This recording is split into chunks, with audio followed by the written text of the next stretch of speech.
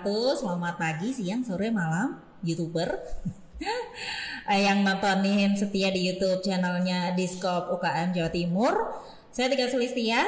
Kali ini memandu sinau bareng dan bareng lagi narasumber yang sudah luar biasa yang hadir di podcast kita kali ini. Saya mau kenalin Sobat KUKM, ada saya panggilnya Pak Andre gitu ya, tapi namanya adalah Pak Luis Andre dari CEO Consulting 100% Business Impact. Halo, apa kabar Pak Andre? Baik. Baik aja, sudah banget. Padat. Oh gitu ya. Baik, sehat dan luar biasa sepertinya. Benar sekali. Baik. Wah, terima kasih udah mau hadir di podcast kita kali ini dan ngobrol bareng dengan sobat KUKM yang ada di rumah. Dengan senang hati. Baik. Untuk semua sobat UKM. Iya. KUKM. Betul sekali. Baik, kita akan bahas topik yang sebenarnya relate banget sama teman-teman dan sobat-sobat KUKM yang ada di rumah. Yang ini juga banyak sekali jadi satu di antara banyak problem kalau kita ngomongin problemnya UMKM gitu ya seluruh Jawa Timur. Ya, nih tema yang kita angkat kali ini adalah konsumen setia, omset terjaga. Jadi kalau konsumennya setia, wes jangan khawatir, targetnya pasti kena. Betul. Omsetnya juga pasti terjaga gitu ya. Baik.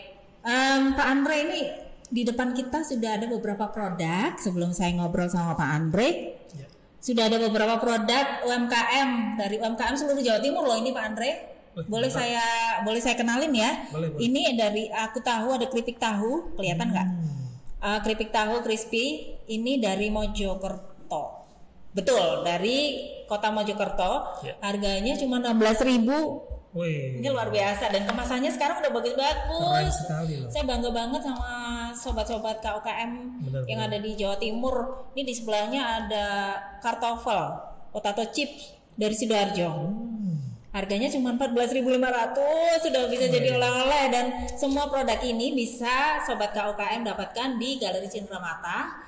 Buat oleh-oleh bisa mampir ke sana, harganya jadi kalau misalnya mau bawa bingkisan budgetnya 50.000 udah sak keranjang kali ya Pak Andre. Iya, betul. Banyak banget udah bisa jadi oleh-oleh mampir ke sini.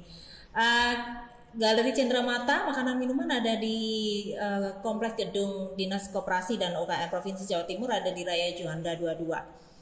Sobat KUKM bisa langsung mampir, merapat, melipir ke sana untuk borong nih produknya buat oleh-oleh. Baik, konsumen setia, omset terjaga bareng sama Pak Andre, CEO Consulting 100% Business Impact. Mantap. Nah, Yes. kita kalau ngomongin UMKM tuh masalahnya ada aja gitu ya. Betul. Dari mulai gimana cara membuat produknya, produksinya, karena mereka pelaku langsung gitu. Betul. Lalu bagaimana ya soal modal? Nah, modal Yes. tuh banyak juga dikeluhkan gitu. Gimana cari modalnya? Ada sih nggak sih yang kasih saya modal tanpa saya harus balikin gitu ya? Terus kemudian memasarkan atau marketingan produknya tuh distribusinya harus gimana ya? Saya kalau mau titip jual tuh kok susah banget sih gitu. Itu jadi masalah juga. Lalu kemudian produkku ini sudah bagus, semua sudah tersedia, tapi konsumenku kok ya itu aja ya, sehingga omsetnya ya udah itu aja, nggak meningkat gitu loh Pak. Gitu ya, Mbak ya? Ya, gimana Pak Andre nih untuk menjaga konsumennya tetap loyal? Ya. Oke, baik. Jadi untuk para sobat KUKM ya, semua bisnis itu pasti mempunyai target atau goal. Betul. Terutama dari sisi kita, kalau biasanya kita mengenal dari marketing itu adalah 3P ya. People-nya atau price dan place biasanya ya. Position maksud saya. Yeah. Nah, kita di sini juga mencoba untuk selalu ketika kita punya klien, saya sendiri dari consulting ini selalu mendapatkan klien yang beragam. Jadi ada yang memang bisnis sudah terbentuk gitu ya, berarti kayak ada yang baru mau jalan. Nah, jadi kita bagi biasanya menjadi dua kelompok. Baik. Yang satu adalah champion, itu adalah mereka yang sudah bisnisnya ada dan sudah steady dan ingin mencapai growth. Itu kita bentuk menjadi kelompok champion. Nah, yang kedua ini biasanya kita menamakan istilahnya startup ya. Startup ini berarti mereka baru memulai gitu. Nah, kalau untuk yang baru memulai, saran saya itu adalah pertama, tentukan dulu target Anda. Target Anda ini sebenarnya apa sih? Dalam arti bukan hanya profitnya. Yang kita bahas itu bukan, yang kita pikirkan jangan profit dulu, tapi bagaimana Anda membentuk value Anda. Jadi value contoh seperti ini, saya langsung praktekin ya. Boleh. Nah, ini di sini ada pare. Ini dari Kediri. Dari Kediri ya, dari betul ya? Arifah Jaya, betul. Mohon maaf. Ya. Oh, dari Mojokerto. Mojokerto. Ya. Nah, ini secara packaging sudah sangat bagus ya. Setuju ya teman-teman semua ya? Setuju. Ini keren sekali nih Pak. Packaging ini sudah, kalau saya bilang sudah standarnya sudah seperti perusahaan-perusahaan yang mungkin barang-barang impor. Betul. Kan sekarang barang impor banyak nih masuk ke market kita kan. Betul. Ini kalau saya lihat ini nggak kalah dari sisi branding. Nah, nanti kita bicara branding sedikit ya. Cuma kita harus lihat siapakah target kita. Ketika Anda membuat produk pare. Ya. Pare ini adalah makanan atau mungkin saya bisa bilang jenis sayuran yang memang pahit gitu ya. Pahit ya kalau dimakan. Mbak Tika seneng nggak pare? Seneng Pak, kalau misalnya dioseng gitu ya, coba dibayangin ya dioseng, dikasih lomboknya agak banyak gitu ya. Betul. Nah, ketika kita ngomong tentang suatu benda yang memang ini segmen tertentu, pasar tertentu, kita harus tahu di mana kita harus jual. Jadi seperti itu. Targetnya siapa dulu? Apakah anak-anak atau orang dewasa? Usianya berapa? Demografinya seperti apa? Itu dulu ya. Jadi kita tuh nggak sia-sia. Jadi ketika kita tahu bahwa kita punya resep bagus. Pasti ini yang buat pare crispy ini nggak sembarangan, karena saya baru melihat ini pare crispy. Biasanya kalau saya makan di restoran itu ada kangkung crispy, bayam crispy, ya. Ini baru lihat saya pare crispy. Bahkan di Malang ya sendiri saya tahu saya kan banyak yang produk yang agribisnis yang dibuat crispy ini belum ada. Oh wow. Ya, benar ya Mbak. Saya juga baru lihat Pak. Baru lihat ya. Nah, jadi gitu. Jadi saya berharap teman-teman bisa yang startup nih, terutama yang baru memulai, Anda harus tentukan dulu, saya mau jual barang ini ke siapa sih? Gitu ya. Ketika Anda sudah punya bayangan tentang target market, kita harus mulai berbicara strategiknya, strategic plan-nya seperti apa.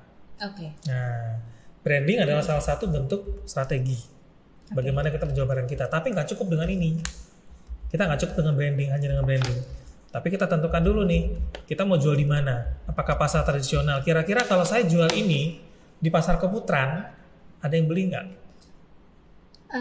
Enggak dong. Iya. Mungkin ada tapi 1-2 kali Mbak ya. Ada cuman kayak kayak penasaran aja kali. Betul, ya. Betul, cuma penasaran akhirnya membeli. Jadi ini harus ditempatkan di tempat yang memang sudah seharusnya. Jadi place kita ngomong sekarang. Positioning tadi sudah jelas ya. Nah, people, place sama positioning sama price gitu. Baik. Ya, price-nya nanti itu kesekian ya, karena kalau price itu bicara strategik yang mungkin saya bisa bilang itu agak kompleks. Kita ngomong price itu agak kompleks. Tapi yang paling gampang itu adalah people. People-nya udah ketahuan targetnya adalah ini berarti adalah kalau saya lihat ya ini targetnya tuh mungkin anak-anak kali ya Mbak ya. Karena dia punya gambar ini, kita lihat aja dari produknya nih. Teman-teman. Ini gambarnya anak kecil. Oh, anak-anak. Milenial. Biasanya yang beli pasti adalah harapannya itu adalah anak kecil. Nah, lalu kita masuk ke dalam ininya, ingredients-nya nih. Bukan ingredients, kontennya. Baik. Nah, apakah dia mengatakan bahwa ini cocok untuk anak-anak dan sebagainya? Nah, baru kita masuk ke kontennya. Nah, kalau dapat, bagaimana caranya anak-anak ini bisa beli sebenarnya? Saya ingat Coki-Coki itu Mbak dulu. Mungkin salah satu brand yang kita sebut ya. Coki-Coki itu dulu kan dari dulu sampai sekarang masih eksis. Oh iya. Bener ya? Betul. Dari kita masih kecil gitu ya. Sampai kita masih muda nih. Masih konsumsi. Ada yang masih konsumsi? Semua pasti masih konsumsi Coki-Coki. Nah, kenapa kok bisa bertahan brand itu? Karena image-nya tentang ketika saya kecil itu mengena banget. Jadi sampai sehari ini pun saya masih beli Coki-Coki untuk saya makan sendiri. Iya. Gitu. Nah, itu positioning saya bilang. Ya, Oke ya, secara brand kuat. Nah, ini kalau saya bilang jangan dijual di pasar tradisional, jangan, pasti nggak laku nih, mohon maaf. Tapi kita jual kemana? Kantin sekolah. Contoh ini ya. Gimana caranya ya? Temukan caranya, saluran distribusinya. Nanti kalau misalnya minta bantuan ke Mbak Tika, nanti Mbak ada saran nggak ya untuk produk saya ini seperti ini nih kemana gitu? Channelnya maksud saya gitu. Mungkin Mbak Tika bisa bantu dan tim-tim dari KUKM semua dan dari dinas koperasi maksud saya. Provinsi. Seperti itu. Konsultasikan dengan Mbak Tika nanti gitu ya. Baik. Oke, ini salah satu produk aja yang saya bahas. Jadi kalau masalah target itu ketika si kena nih ya, jadi si people-nya udah kena, pasti dia akan melakukan repeat order. Betul. Ya kan? Saya teringat-ingat memori ketika saya makan coki-coki pertama kali rasanya seperti itu.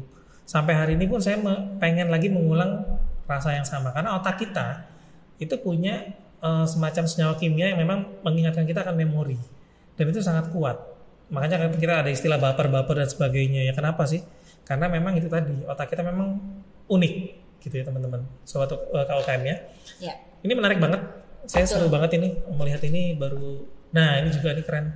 Keren ya Pak? Keren, desainnya keren. Emang luar biasa sih Sobat KUKM, terutama yang pelaku UMKM sudah sedemikian rupa mereka paham sebenarnya untuk bagaimana brandingnya mereka sudah bagus gitu. Desain produk juga sudah sangat bagus, malah saya bilang di atas rata-rata ya. Ya, pelatihannya jangan lupa, workshop dan pelatihan pendampingannya di Dinas Koperasi dan UKM Provinsi. Mantap, kita ada semua. Jadi teman-teman sobat KUKM semua yang ingin seperti tampilan seperti ini, di follow Instagramnya untuk bisa tahu pelatihan dan workshop yang diadakan oleh Dinas Koperasi dan juga UKM Provinsi Jawa Timur. Baik Pak Andre, tadi kita udah bahas tuh gimana menentukan target marketnya. Ternyata kita baru ngomong sedikit loh Sobat KUKM nih, baru ngomong soal target market aja, itu di dalamnya itu ada segmen lah, ada strategi yang harus dibangun betul. Ada positioning yang harus ditentukan sampai akhirnya eksekusinya tadi. Ya, baik, ini luar biasa. Nah, kalau jadi gini, kendala apa saja Pak dari yang Pak Andre temui dari klien-klien Pak Andre yang tadi Pak Andre sebutkan kalau terkait dengan tema kita kali ini ada dibagi dua gitu ya, ada champion dan ada yang startup baru mulai, ada yang rintisan gitu ya, baru mulai. Nah ini dari yang selama ini klien-klien Pak Andre temui itu sebenarnya problem atau kendala-kendala yang sering sekali di sharing ke Pak Andre terkait hal ini tuh target market tuh apa saja Pak? Oke. Jadi gini, kalau target market biasanya tuh mereka akan mengeluhkan kompetitor. Jadi kalau makanya saya bilang tadi dari awal, kalau kita buat bisnis, usahakan kita ini ada suatu value yang unik, di mana seperti tadi Pare ini tadi ya, saya angkat lagi Pare. Ini kan belum ada kompetitor nih Mbak. Yang beda. Jadi temukan keunikanmu gitu. Terus gimana dong? Saya ini nggak punya ide yang baru Pak. Ya. Saya nggak punya ide yang baru untuk membuat produk yang baru. Ya, kalau Anda tidak punya ide, belum punya ide saat ini, temukanlah cara yang berbeda. Nah, itu kalau tips dari saya seperti itu. Cara yang berbeda gimana? Contoh, sama-sama nih Mbak, kita mungkin ambil contoh jualan apa Mbak? Jualan makanan apa kira-kira mungkin yang gampang? Sekarang makaroni yang pedas-pedas itu loh Pak. Oh, makaroni pedas. Oke, jadi ini kita ambil contoh makaroni pedas. Makanan camilan berarti ya ini ya? Camilan. Bukan makanan kebutuhan ya? Iya. Oke, misalnya kita jual makaroni ini. Orang-orang biasa jualan itu kan di suatu tempat yang saya tahu tuh ada makaroni ngehe itu ya? Iya. Ya, itu kita harus datang ke sana. Atau kita melalui Gojek. Iya. Betul ya? Nah kalau Gojek kan ada kos lagi. Betul. Nah mungkin Mbak, kita bisa jual makaroni ini dalam bentuk yang lain dengan cara yang berbeda. Iya. Bisa dibayangkan dulu ya maksud saya. Contoh gini, kita bundling misalnya. Oke. Kita bundling. Kolaborasi berarti. Lakukanlah kolaborasi. Contoh, Anda harus bisa nembus ke misalnya rumah makan tertentu misalnya ya. Kita nembus rumah makan tertentu di mana nanti ini misalnya Anda beli paket ini bisa dapat makaroni ini. Wah. Ada yang pernah nyoba nggak seperti itu? Bisnis collapse.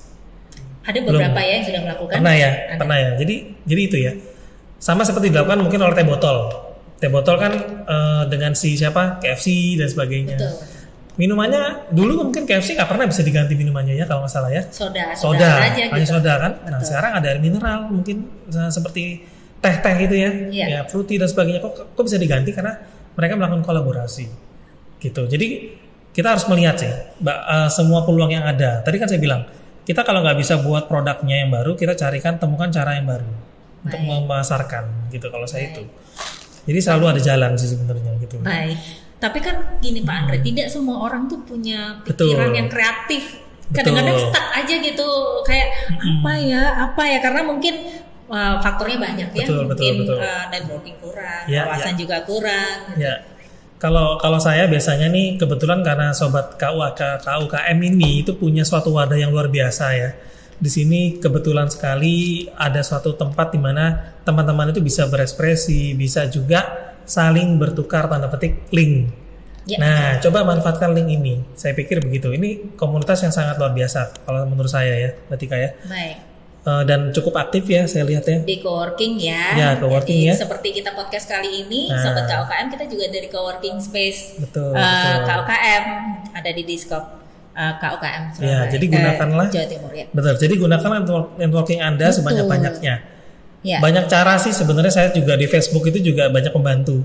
Saya seperti misalnya contoh melihat di Facebook itu banyak sekali grup-grup ya Mbak ya. Betul, banyak ya kan? kali. Bisa grup, di join kali ya kita ya, untuk bisa brainstorming lah ya. Betul. Bisa dapat ide. Betul, dan itu kebanyakan grup-grup itu kan gratis, nggak berbayar. Betul, tinggal join aja. Tinggal join aja. Betul. Coba searching gitu ya. Kalau saya sih gitu sih. Wah, tipsnya banyak sekali gitu ya. Baik, nah untuk menentukan ini semua, kadang-kadang kita juga perlu yang namanya memahami si produk branding gitu ya Pak ya. Jadi bukan personal brandingnya lagi, udah kalau misalnya pelaku UMKM ke produknya ya, produk brandingnya seperti apa. Nah ini gimana sih Pak bisa supaya sobat-sobat KUKM di rumah yang pelaku UMKM ini bisa memahami branding itu yang seperti apa untuk produknya. Oke, ini menarik sekali. Saya baru saja memberikan training di UKM di Rungkut ya Mbak ya. Di Rungkut itu ada satu komunitas juga UKM, rumah UKM kalau nggak salah. Markas UKM, sorry. Kalau pernah dengar MU ya. Nah, MU itu. MU menang apa kalah, Mas? Menang. Ini sudah ngobrolin bola. Ngomong bola. Kita sudahi saja gitu. Gaya bersanda ya. Jadi gini, MU itu ngundang saya kemarin bicara tentang branding. Saya bicara 2 jam dengan teman-teman pelaku UKM di sana itu tentang branding. Ternyata branding itu nggak semudah yang orang pikir. Dan branding itu tidak bicara tentang produk loh. Saya baru sadar, saya sendiri sebagai trainer juga baru sadar bahwa branding itu adalah lebih dari itu, ya. Jadi branding itu begini, experience Anda itu tentang produk itu apa? Itulah branding ternyata. Nah sekarang saya tanya Mbak Tika, tahu nggak? Harley Davidson, ya. Ini kita langsung test case ya. Menurut sampean itu jual apa? Brandnya? Yang saya tahu jual ini saya mewakili orang awam nih ya. Jual motor gedenya, mewakili orang awam nih ya. Lalu kemudian jual merchandise-nya. Siap. Ya nextnya mungkin ya seperti penonton-penonton saya yang ada di depan katanya jual komunitas gitu ya. Coba. Ternyata Harley itu dia tidak menjual motor sebetulnya. Harley itu dulu dibuat produknya itu adalah untuk memberikan para penjahat di Amerika itu suatu kendaraan. Malah ini sejarah ya, ini story ya. Jadi misalnya saya waktu itu yang membuat Harley itu memang saya pengen orang yang pakai Harley itu adalah penjahat. Nah ini baru paham ya kita ya. Saya juga baru tahu gitu loh. Jadi orang yang pakai Harley itu adalah memang penjahat. Jadi kalau kita punya Harley Davidson, kita ini adalah yang memang penjahat. Tanda petik bukan kriminal, penjahat itu nggak harus kriminal maksudnya, tapi orang yang negatif lah. Makanya pemakai Harley kan selalu gondrong di luar negeri ya, tatoan ya, terus nggak pakai helm kadang-kadang gitu macam-macam dan sebagainya. Itu ternyata itu yang dijual mereka. Memang brand yang dikhususkan untuk stereotip tertentu. Nah, yang lain kita tes case yang lain, saya juga baru tahu. Starbucks jualan apa kira-kira? Nah, Starbucks kan semua pasti tahu Starbucks. Menurut Mbak Tika jual apa? Seperti orang awam juga. Jual kopi pada awalnya. Betul. Lalu kemudian jual vibe-nya. Terus sekarang jual tumbler juga mereka, merchandise. Ada beberapa cake juga yang mereka jual. Ambience ya, vibe. Kita fokus pada produk ya dari tadi ya. Baik. Ternyata maksudnya Mbak Tika nggak salah jawabnya gitu. Jadi Mbak Tika ini yang di image experience Mbak Tika itu adalah itu. Betul. Iya kan? Ketika masuk itu vibe-nya wah ini adem, terus cozy, terus instagramable gitu dan sebagainya, betul ya. Terus produk-produk yang mungkin enak, nikmat. Ternyata Starbucks itu adalah penadah kopi, teman-teman. Dia adalah penadah kopi. Coba Anda cari di internet. Dia itu bisnisnya sebenarnya adalah begini. Kopi kita yang di sini di Indonesia itu dibeli sama mereka, dijual keluar. Kopi dari luar dijual ke kita. Makanya ketika kita minum rasa kopi mereka, kita agak unik. Iya. Nggak seperti kopi kita biasanya. Karena yang kita minum kopi dari luar negeri. Gitu, diproses di luar. Jadi mereka barter kopi begini loh. Nah, cross. Coba Anda pelajari nanti ya. Itu banyak tuh kisah-kisah tentang Starbucks gitu ya. Jadi itu, makanya branding seperti itu. Dan akhirnya ketika orang mengalami experience tentang branding itu, mungkin kalau Mbak Tika ini kan lebih ke apa yang dia rasakan ya. Betul. Tapi kalau dia maksudnya lebih mendalami Starbucks-nya sendiri, itu sebenarnya tujuannya itu. Jadi ketika maksud saya begini, ketika saya datang ke Starbucks di luar negeri, saya pasti pengen merasakan kopi di sana. Karena siapa tahu ini kopi dari yang bukan yang saya minum di Indonesia. Paham di sini maksud saya? Iya. Nah, itu mereka rahasiakan gitu. Oh, wow. Jadi misalnya yang saya minum sekarang di Starbucks espresso gitu ya, itu bisa jadi kopi dari Brasil. Dari Peru, dari mana gitu. That's why taste-nya juga beda ya. Beda, taste-nya pasti beda gitu. Baik. Nah, disitulah. Nah, kalau kita ke luar negeri, kita ke Starbucks, taste-nya kok jadi kayak di Indonesia ya, ini rasa Starbucks-nya gitu ya. Berarti itu kopi kita berarti. Kopi. Wah, dibongkar sama Pak Andre gitu rahasianya ternyata. Baik. Gitu. Oke. Nah, branding. sama dengan yang sebelumnya. Jadi problem yang banyak dijumpai para di MU tadi. Ya. Sudah pernah mampir di MU. Oh, keren ya Pak ya di MU ya. Mantap MU. Cuman 30 menit dari sini. Ternyata MU. Baik, itu ternyata apa saja sih problem yang mereka hadapin terkait dengan si branding produknya ini? Branding, kebanyakan teman-teman itu masih fokus ke ininya, desain produknya masih belum dapat. Seperti itu. Kalau di sini beda ya. Di sini saya lihat sudah bagus sekali packagingnya. Nah, kalau mereka lebih ke packaging ini belum siap sih, gitu loh Mbak Tika. Cuman mereka punya keunggulan tadi, keunikan. Di sana ada beberapa orang yang usaha di sana itu adalah dia buat sabun dari kopi. Oh, pernah nggak? Pernah tahu ya? Iya. Tapi kalau dari susu kopi susu pernah nggak? Sabunnya dari kopi susu. Dari kopi susu gitu loh. Oh, oke. Jadi tidak hanya susu, jadi kopi susu. Ini lebih keren lagi. Aduh, habis mandi pakai sabun itu gemesin ya baunya. Nah, ya. gitu loh. Bisa aja. Jadi menarik gitu loh. Makanya saya bilang, wah ini bagus sekali. Cuman sayangnya packagingnya mereka belum siap. Oh baik, makanya kesini MU kita boleh kenalan, belum kenalan ya. Ini. Makasih yang ada di rumput, teman-teman boleh kesini kita sharing bareng yang dibutuhkan apa produk kemasan, kita bisa bantu untuk fasilitasi desain kan produk kemasan. Nah baik, ini kalau itu tadi sudah Pak dari target market.